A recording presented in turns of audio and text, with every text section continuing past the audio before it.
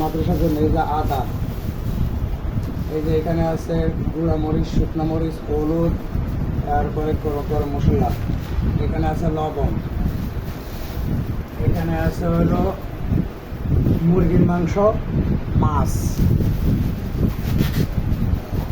এখানে আছে হলো পেঁয়াজ, এখানে আছে আলু, এখানে আছে হলো সাবান পাউডার, সরষের তেল, এখানে আছে হলো বিস্কিট, এরপরে দিই মশারির ডাল, রসুন, এখানে আছে হলো সয়াবিন তেল, এখানে আছে হলো চাউল। এগুলি সব 7 নম্বর মাদ্রাসার জন্য, এতিমখানা মাদ্রাসার জন্য। এটা আমরা দেওয়ার জন্য মোটামুটি রেডি রেখেছি।